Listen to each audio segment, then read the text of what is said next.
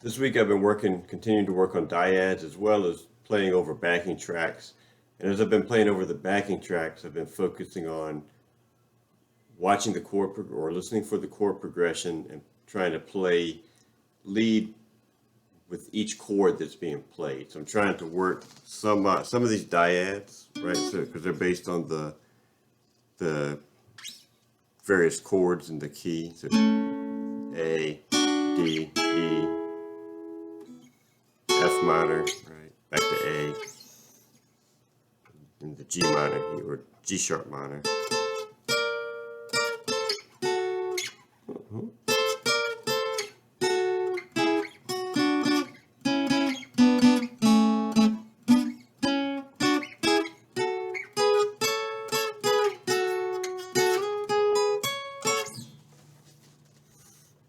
I've been working on that. I've also been mixing in the different types of practice over the same backing track. So I will play the chords with the backing track, then I'll play some lead, then I'll mix in some of the dyads. I'll play chords with open chords, bar chords, just mixing it up. I'm also trying to be a bit more just in tune with more musical with it. So I've enjoyed that this week. Also with playing through the dyads like I have been,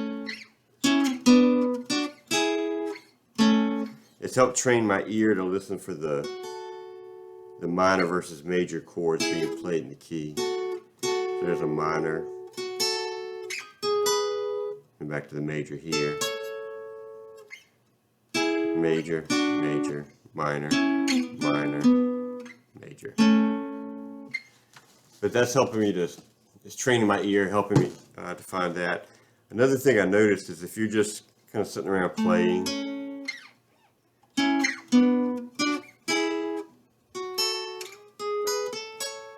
the dyads are really nice. If you're just looking for some kind of background music, they seem to be less overpowering than the chords sometimes like these. You play the full A chord.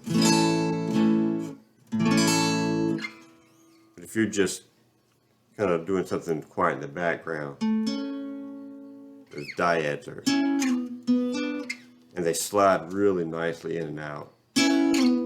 That's the third to the second, and back to the one, the root, and the three to the four. Oh, sorry, the four to the five, and the six to the seven, into the octave.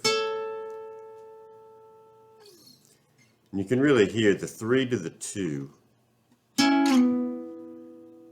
really wants to resolve back to the root. So again, there's a three to the two and back to the root.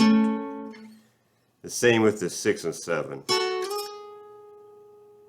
Those really draw you back to resolve.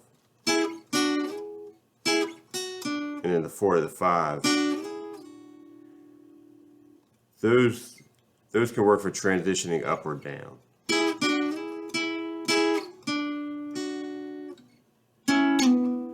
But there, that three to the two really just sets you up to come back to the root. And if you go anywhere else, I think it would leave you hanging, leave your ear hanging.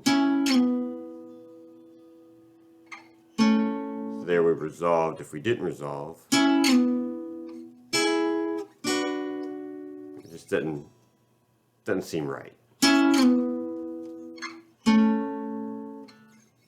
The same for coming from 6 to 7. So we resolved there. If we didn't resolve, you can do it, but to me it sets you up to finish whatever phrase you're working on. Another thing I've been trying to incorporate as I've playing over the backing tracks, especially the ones that you have a lot of time spent on one chord, is a lot of repetition, and particularly in threes. It seems like in music that you repeat a pattern or close to the same pattern 3 times, and that really kind of gives you a hook. And then you can either kind of continue that, keep looping them, or you can close it out by resolving and then start another set of patterns. So that seems to be a really good musical template. So So one example of that being like kind of blues. So for in G, you could.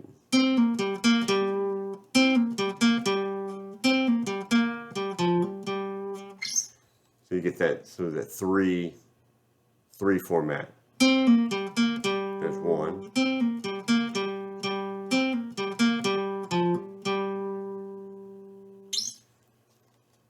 So those are some of the ideas, concepts I've been working on, and really getting a lot of that. Again, the dyads have helped a lot with seeing the notes and